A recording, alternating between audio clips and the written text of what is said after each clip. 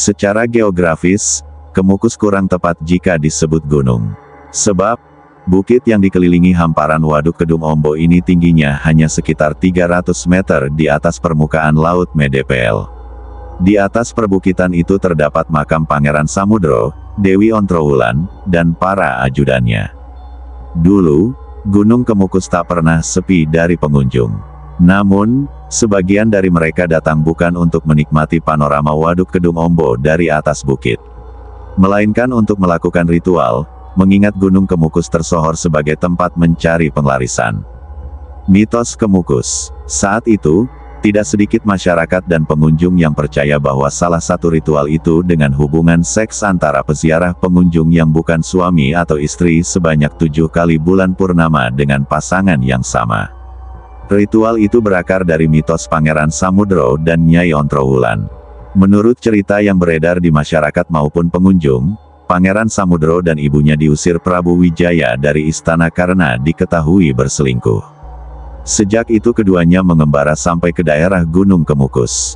Gunung Kemukus kurang tepat jika disebut gunung.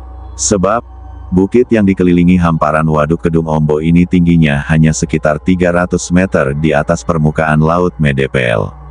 Di atas perbukitan itu terdapat makam Pangeran Samudro, Dewi Ontrowulan, dan para ajudannya. Dulu, Gunung Kemukus tak pernah sepi dari pengunjung. Namun, sebagian dari mereka datang bukan untuk menikmati panorama Waduk Kedung Ombo dari atas bukit, melainkan untuk melakukan ritual, mengingat Gunung Kemukus tersohor sebagai tempat mencari penglarisan. Saat itu, tidak sedikit masyarakat dan pengunjung yang percaya bahwa salah satu ritual itu dengan hubungan seks antara peziarah pengunjung yang bukan suami atau istri sebanyak 7 kali bulan purnama dengan pasangan yang sama. Disebutkan, keyakinan akan ritual itu berakar dari mitos Pangeran Samudro dan Nyai Ontrowulan.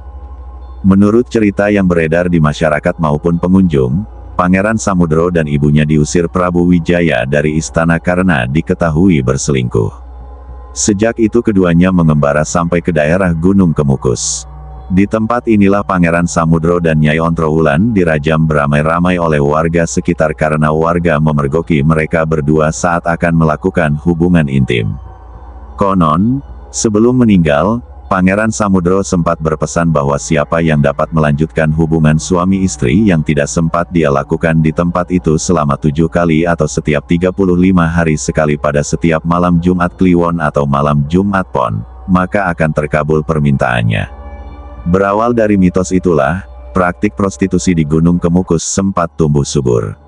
Bagi peziarah yang tidak membawa pasangan, mereka akan mencari di lokasi atau disediakan oleh para pemilik warung di area sekitar makam Pangeran Samudro.